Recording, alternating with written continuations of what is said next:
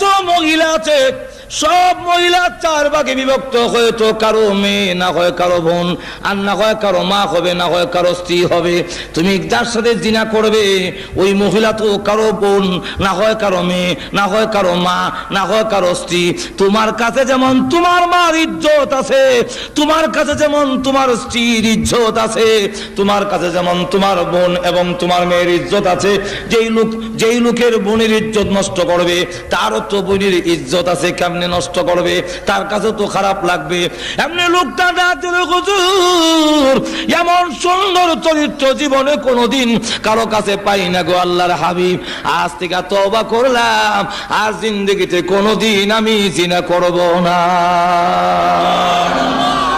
ভাইরা আমার, তাহলে দেখা গেল রসুলের চরিত্রের কাছে আসলে খারাপ চরিত্রের লোক ভালো হয়ে যায়। আল্লাহু আকবার। অসংখ্য ঘটনা